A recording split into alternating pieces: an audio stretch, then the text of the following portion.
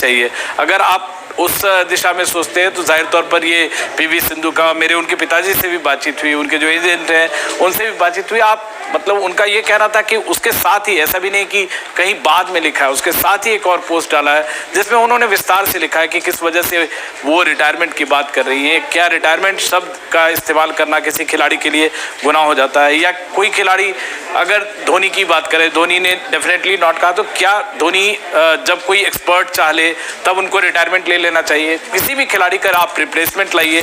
उसी टीम में भी ऋतुराज गायकवाड़ है, वो लगातार 3 मैच से मैन ऑफ द मैच बने हैं, हाफ सेंचुरीज लगाई है।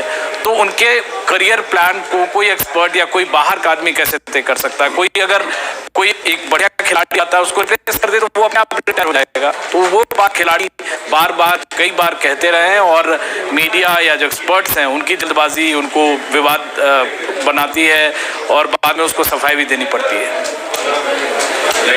शुक्रिया विमल इस जानकारी के लिए। तो सिर्फ पैकेट के बाहर पढ़ा जो है लिखा हुआ है उसी को नहीं पढ़ना चाहिए, उसके नीचे जो विस्तार से लिखी हुई जानकारियां होती हैं वो भी पढ़नी चाहिए। हेडलाइन देने के चक्कर में कई बार मीडिया इस तरह की गड़बड़ियां करता है और हड़बड़ी में गड़बड़ी कई बार महंगी भी साबित होती है। वक्त एक ब्रेक का।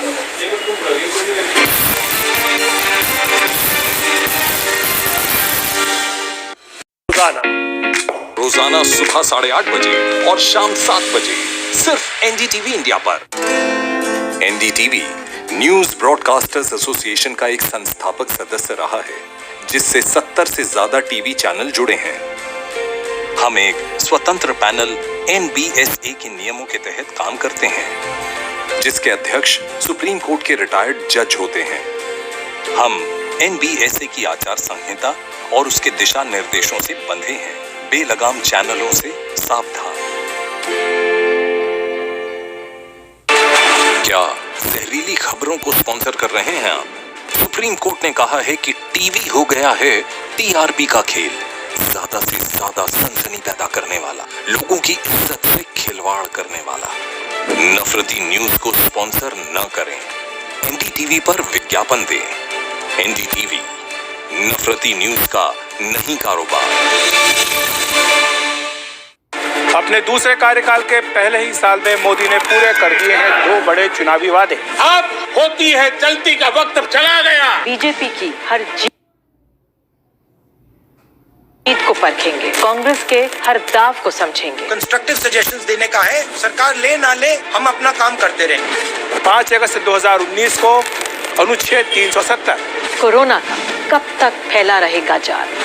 5 अगस्त 2020 को राम मंदिर, विकास, रोजगार, अर्थव्यवस्था का क्या है हाल? अब सवाल है कि 5 अगस्त 2021 को क्या होगा? न्यूज 360 सोमवार से शुक्रवार शाम 7:30 बजे सिर्फ एनडीटीवी इंडिया पर। कई तरह के सवाल हैं जो निश्चित ही दूसरे मुद्दों की रजाई में कहीं छिप जाएंगे। प्रधानमंत्री ने चुनाव में क्यों कहा कि काला धन आएगा तो हर नागरिक को 3-3 लाख रुपए मिलेंगे? मुजफ्फरनगर की घटना समाज की घोर नाकामी है तो सरकार की घनघोर नाकामी। की राजनीति इतनी नाटकीय हो जाती है कि कभी विरोधी से लेकर सरकार सब 2-4 दिनों के लिए प्याज बेचने लगते हैं। गांधी की तरह सादा हो जाने की हमारे नेताओं में गजब की चाहत है। बस लगता है कि उन्होंने गांधी की जो किताब पढ़ी है उसका कवर कुछ ज्यादा ही रंगीन। दंगा कभी होता नहीं, ये कराया जाता है, ये कहा जाता है।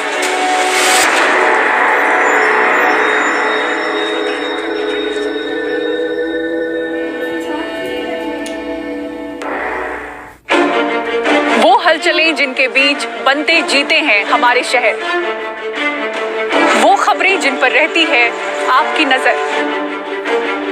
दिल्ली हो या मुंबई, हर शहर का हर रंग, आपकी खबरों की दुनिया का सेंटर, सिटी सेंटर, हर रोज रात 11 बजे सिर्फ एनडीटीवी इंडिया पर।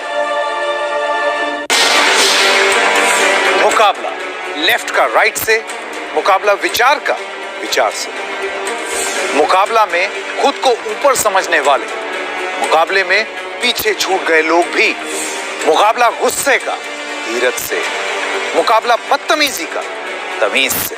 $5 ट्रिलियन की बात कर रहे हैं तो उसके लिए हमें 16% नॉमिनल ग्रोथ चाहिए। सिर्फ मार्केट और सेंसेस को देखकर ये निर्धारित नहीं कर लेना चाहिए कि इकोनॉमी अच्छी जा रही है कि खराब जा रही है। आप जो वादे करते हैं वो वादे अब हर दिन नहीं बदल सकते, क्योंकि हम सबको किसी नतीजे पर पहुंचना है, तो उसके लिए बहुत जरूरी है मुकाबला। मुकाबला संकेत उपाध्याय के साथ सिर्फ एनडीटीवी इंडिया पर।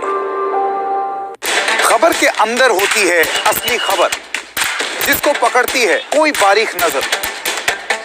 सत्ता और सियासत की पेचीदा गलियों में और समाज की जटिल समीकरणों में सवाल और खबर कुछ ऐसी कि जवाब देना पड़ जाए मुश्किल। ऐसे ही हर शाम खुलती है खबर जब हम उम्मीदवारों को वोट देने के बजाय राजनीति से संन्यास लेना पसंद करेंगी। बीएसपी एक सांप्रदायिक पार्टी के साथ चुनाव नहीं लड़ सकती। उत्तर प्रदेश के उन्नाव से कांग्रेस की सांसद रही अनु टंडन समाजवादी पार्टी में शामिल, बोली कांग्रेस में पिछले 1.5 साल से काम नहीं कर पा रही थी। पश्चिम बंगाल राज्य बीजेपी के लोगों का कोलकाता में विधान नगर के थाने के सामने प्रदर्शन। नाडिया में बीजेपी कार्यकर्ता का शव मिलने के विरोध में सड़कों पर उतरे कार्यकर्ता। मुंबई में जेजे अस्पताल पर डॉक्टरों का प्रदर्शन, 7वें वेतन आयोग की मांग को लेकर हो रहा है हंगामा। पाड़ा हिंदू अस्पताल के डॉक्टरों और स्टाफ का प्रदर्शन जारी, महीनों से बकाया वेतन और इसी मांग को लेकर अनिश्चितकालीन हड़ताल पर हैं।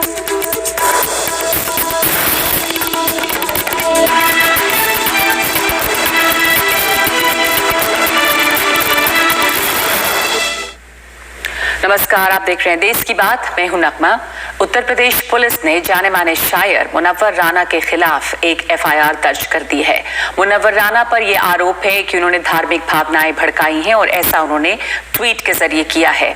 जो फ्रांस में पैगंबर मोहम्मद का कार्टून दिखाए जाने के बाद एक शिक्षक सैमुअल पैटी की हत्या के बाद हंगामा भड़का, उसकी प्रतिक्रिया दुनिया के अलग अलग मुल्कों में देखी गई और यहाँ भारत में भी फ्रांस के राष्ट्रपति मैक्रोन के खिलाफ कई विरोध प्रदर्शन किए गए, क्योंकि मैक्रोन ने अभिव्यक्ति की आजादी को सही ठहराया था और सैमुअल पैटी की हत्या करने वाले को गलत बताया था। मुनव्वर राना के ट्वीट से ये जाहिर हो रहा था कि वो धर्म के नाम पर हुई इस हिंसा को सही ठहरा रहे हैं। मुनव्वर राना का ये तर्क था कि पैगंबर मोहम्मद का भद्दा कार्टून बनाने वालों के साथ यही होना चाहिए।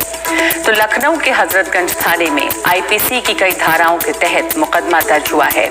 आज एफआईआर दर्ज होने के बाद भी मुनव्वर राना ने कहा है कि वो एफआईआर से डरकर सच लिखना बंद नहीं करेंगे। महल मीनार से ऊंचा मैं औरंगजेब हूँ, अपने लिए कुछ भी बनाता हूँ। हम शायर हैं, हम कवि हैं, हमारे पास जो कलम है उससे हम पैजामे में नारा नहीं डालते हैं, हम सच लिखते हैं। और सच लिखने की सजा अगर ये मामूली कोई दरोगा एफआईआर कराता है तो मुझे डर नहीं लगता है।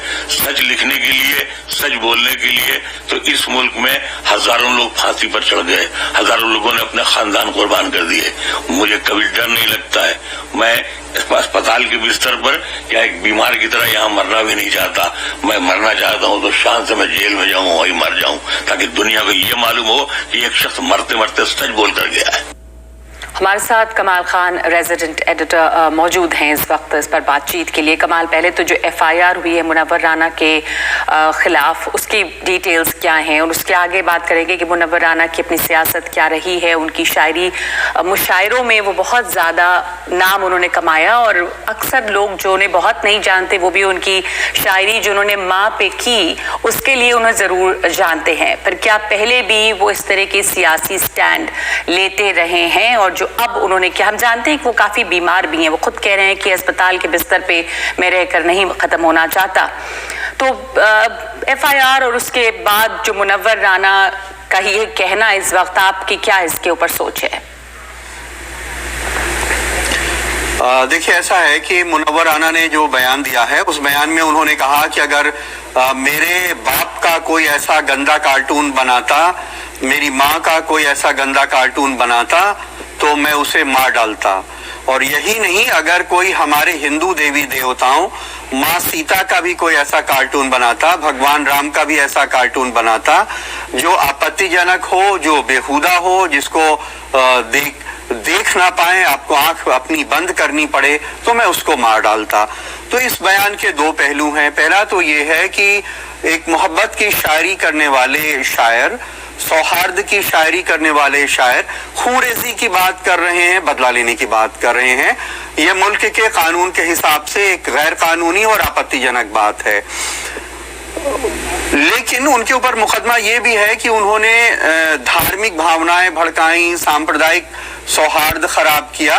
तो वो किसी धर्म जाति का नाम नहीं ले रहे हैं, बल्कि दूसरे धर्म के भगवानों के कार्टून बनाने पे हत्या की बात कर रहे हैं। तो एक तरह से दूसरे कौम के लोगों को खुश होना चाहिए कि एक दूसरे कौम का आदमी भी हमारे देवी देवताओं का अपमान हो, तो वो मरने मारने पे उतारू हुआ कमाल के वो इस हिंसा को एक तरह से सही ठहरा रहे हैं, जस्टिफाई कर रहे हैं, जो बहुत अपने आप में अजीब सी बात है कि एक शायर, जैसा आपने कहा, वो इस तरह की खुरेजी की बात को जायज़ ठहराता है। कल हमने देखा कि ट्विटर पे ट्रेंड कर रहे थे मुनव्वर राना, और खैर सोशल मीडिया एक ऐसी जगह है जहाँ पर नफरत सबसे ज़्यादा नज़र आती है, और जो वो ट्रेंड कर रहे थे उसमें तमाम मूल जलूल बातें और बहुत बुरे भद्दे लफ्ज़ उनके खिलाफ इस्तेमाल हो रहे थे।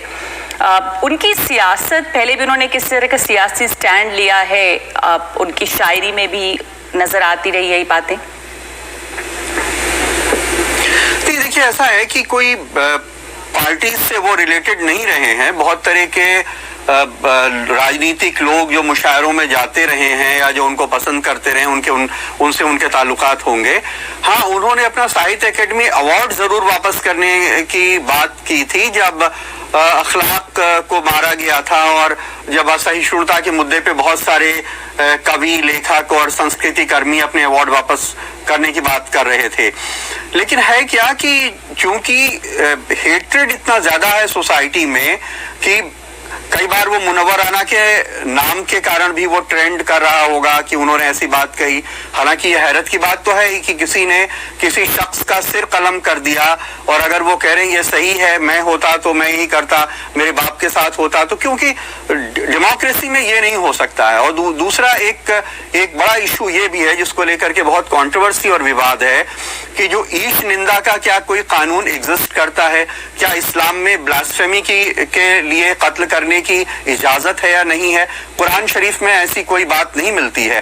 सही बुखारी एक हदीस में मिलती है जिसके ऊपर लेकर के बहुत विवाद है।